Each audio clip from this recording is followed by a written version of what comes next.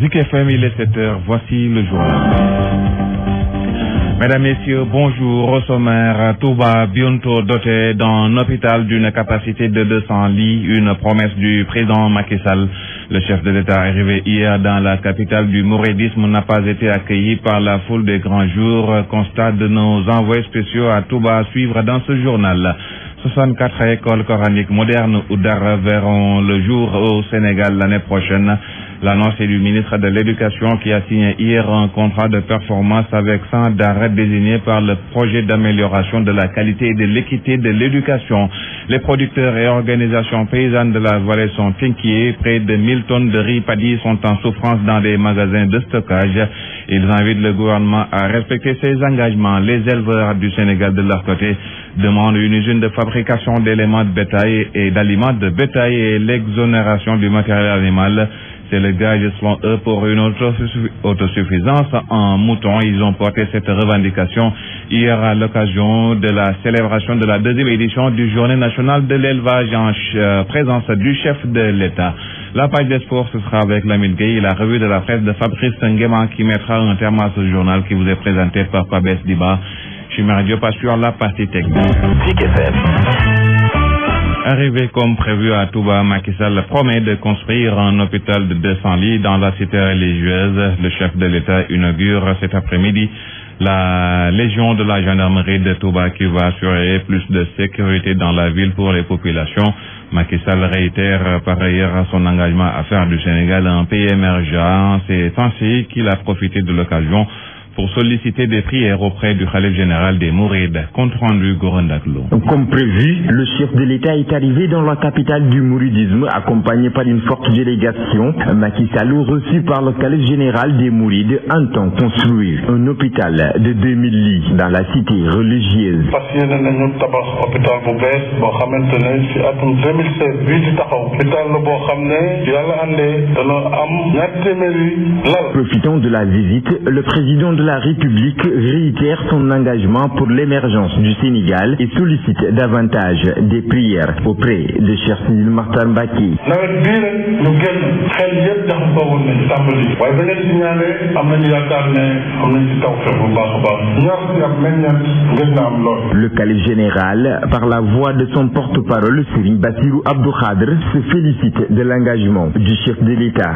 gis na sa taxawaay ci moom gis na sa jàppale ci moom ndax jëpp yitte joo xam ne wax na la ko rek boo dee lu ma nekk sa sensé def nga ko ba def ko la koy jox. Le président de la République va passer la journée du vendredi à Touba où il doit inaugurer la Légion de la gendarmerie de la cité religieuse. Gorandak, l'affluence n'a pas été au rendez-vous à l'arrivée du chef de l'État hier à Touba, de l'héliport à la résidence Khadim Rassoul. Les populations ne sont pas sorties au passage du cortège présidentiel, malgré les efforts des responsables politiques de l'APR dans la cité religieuse. Constat de Birahim Touré.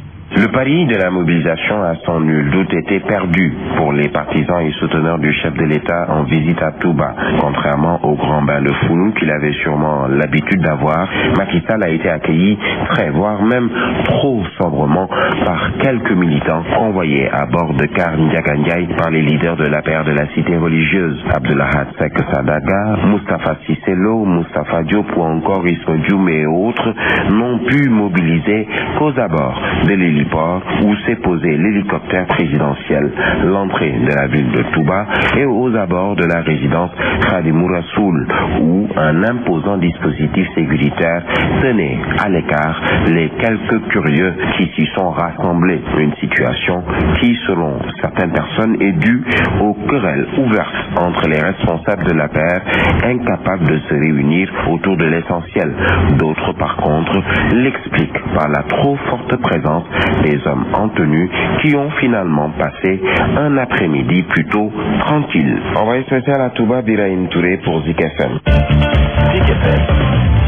Les éleveurs du Sénégal demandent au chef de l'État et son gouvernement une usine de fabrication d'aliments de bétail, l'exonération du matériel animal et des équipements de production.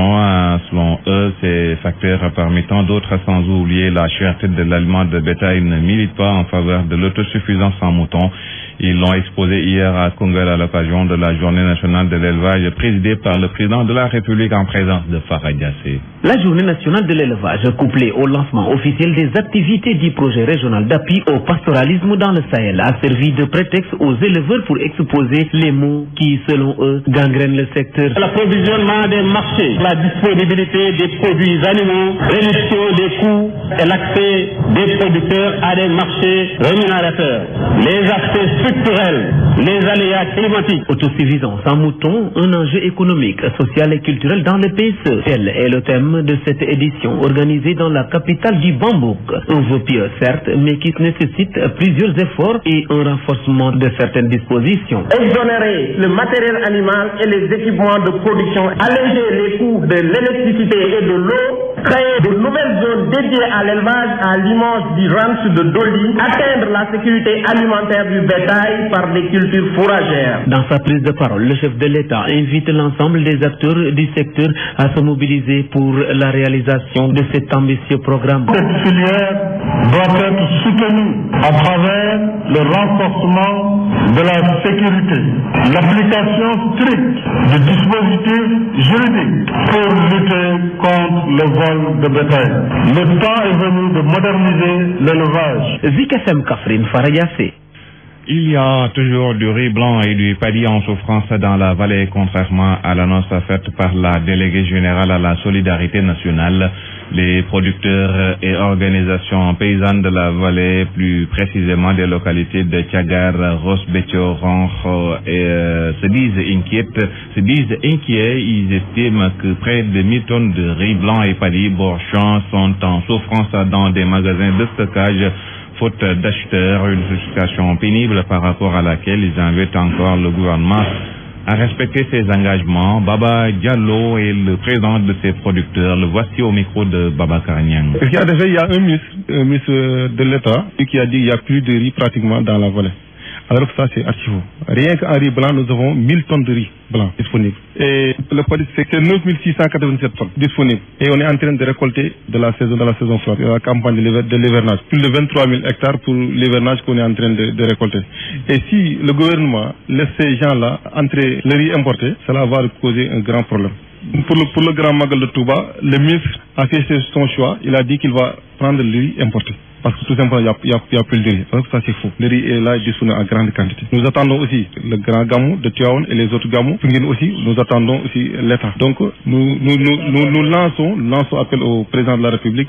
Il a mis un système qui marche très bien. Des gens veulent saboter ce système-là. Et pourtant, le système marche très bien. Éducation avec le ministre en charge du secteur qui a signé officiellement hier le contrat de performance avec les 100 daara désignés par ce projet d'amélioration de la qualité de l'équité de l'éducation de base.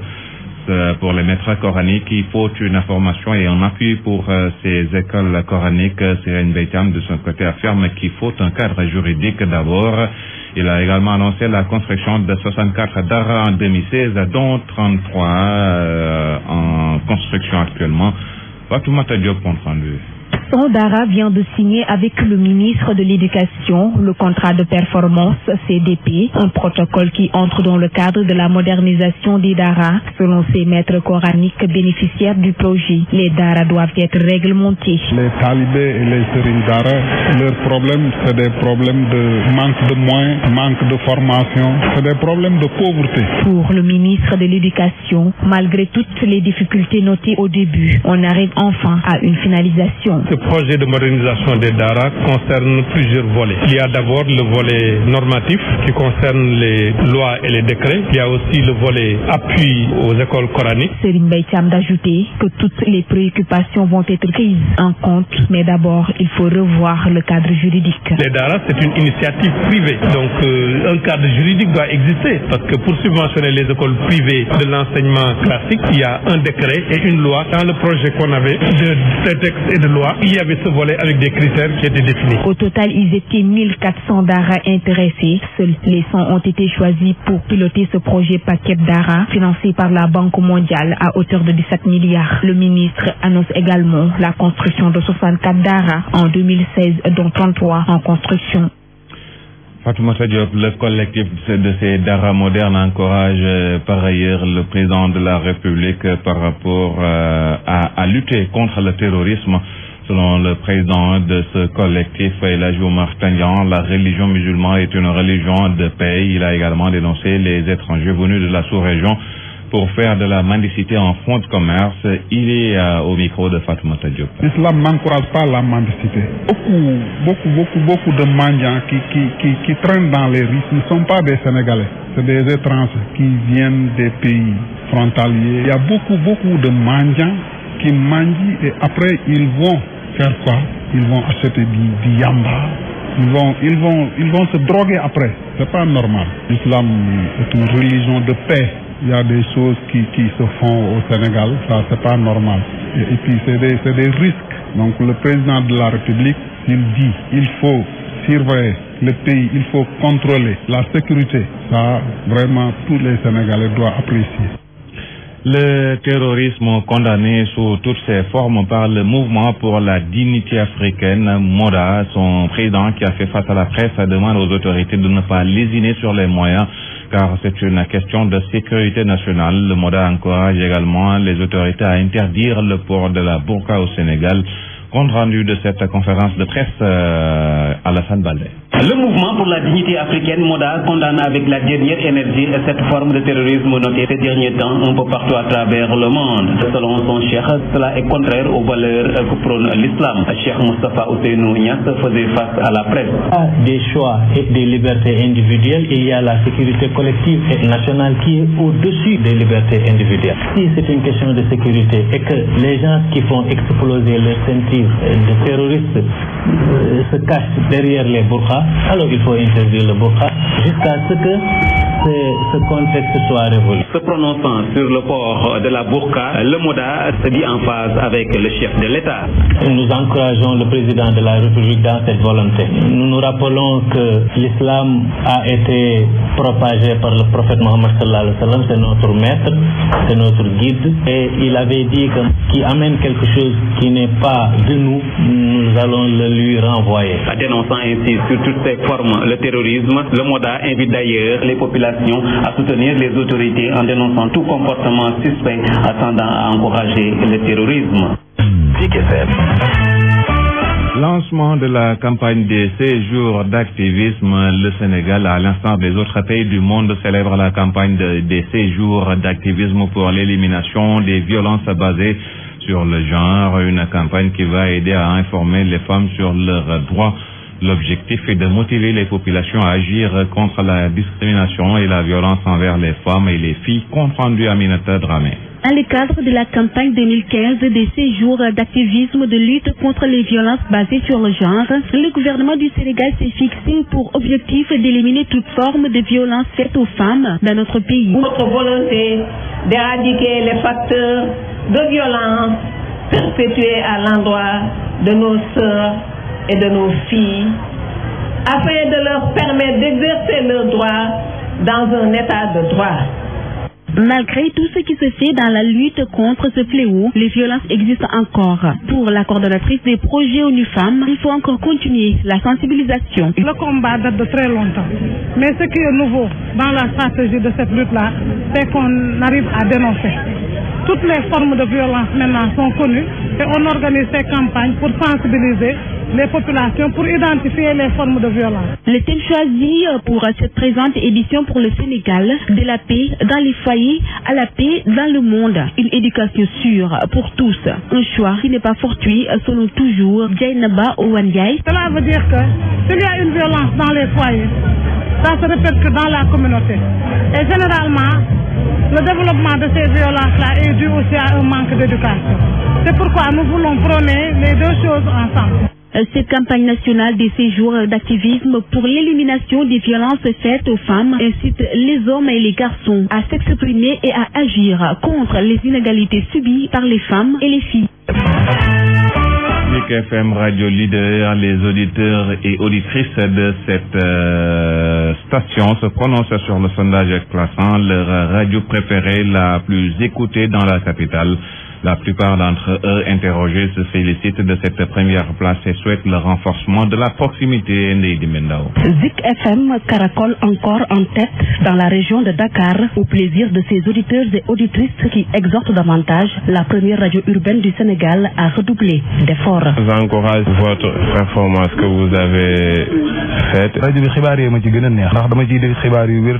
En même temps, la proximité a valu à la 89.7 cette consécration de la vie de cet autre auditeur qui souhaite que des thématiques d'ordre social soient de plus en plus traitées. Parce que les défis sont nombreux en termes de prise en charge d'un certain nombre de problématiques. Si vous voyez la question de la jeunesse, beaucoup de jeunes sont désœuvrés. Au niveau de la citoyenneté, l'émergence ne viendra pas d'ailleurs, mais viendra du Sénégalais lui-même qui doit pouvoir se prendre en charge, se remettre en question du point de vue citoyen, du point de vue du respect de la discipline. Fanta Tamba abonde dans le même sens. Toutefois, elle n'a pas manqué de formuler quelques critiques et suggestions. La critique, je pense qu'elle est positive. Les vendredis, la plupart du temps, vous mettez beaucoup de musique. J'aurais aimé que vous diminuiez ça. Mais sinon, j'aime bien l'émission de Iranda ou des trucs comme ça. Mais sinon, machallah. Des défis énormes attendent encore Zik FM pour se maintenir au sommet.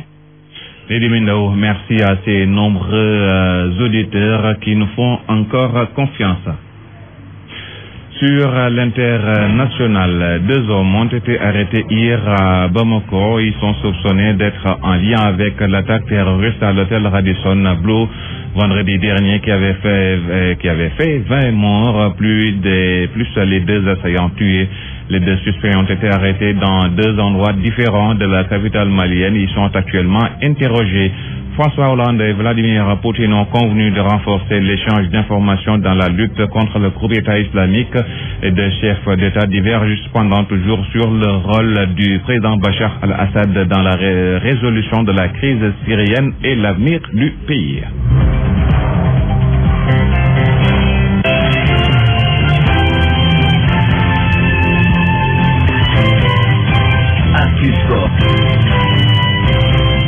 Actu Sport, nous accueillons Lamine Gueye dans cette page de sport.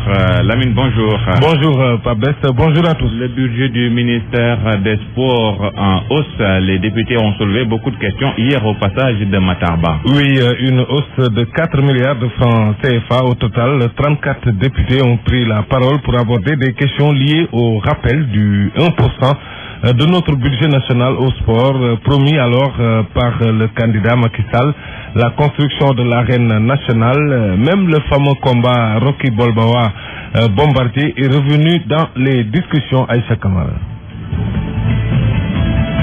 Ils étaient une soixantaine de députés présents à la plénière consacrée à l'examen du budget 2016 du ministère des Sports. Après quelques observations, les parlementaires l'ont finalement approuvé. Matarba. Nous réjouissons de cette augmentation, mais je sais que les Sénégalais fondent beaucoup d'espoir sur nous. Donc nous n'avons pas de temps à perdre. Nous devons continuer à travailler. L'augmentation de ce budget-là est un signal pour nous. L'affiche Bombardier Rocky Balboa a occupé une bonne partie des interventions des députés. Le ministre a tenu à clarifier le débat. Matarba. Si on doit décider aujourd'hui, à l'heure actuelle, dans ces conditions-là, à la place du CNG, mieux vaut faire disparaître le CNG. Mais on n'en est pas là. Je pense que les Sénégalais font leurs commentaires, ils sont libres. Mais sur le plan légal, sur le plan décision, je pense que la structure qu'on a mise sur pied est en train de gérer ce cas-là. Nous, on n'est pas encore interpellés, c'est pourquoi on ne se prononce pas. L'arène nationale, la question est également revenue dans le débat. J'ai envoyé une mission en Chine avec le président du CNG, avec des experts du Sénégal et le cabinet Oscar qui nous accompagne. Avec la partie chinoise, nous avons eu des discussions de 4 jours et nous avons signé le contrat de conception. Donc ça, c'est terminé. On va vers la réalisation. À la fin de son intervention, le ministre des Sports a appelé les députés à la mobilisation derrière l'équipe olympique de football. Les Lions de moins de 23 ans vont jouer la Coupe d'Afrique des Nations réservée à leur catégorie à Dakar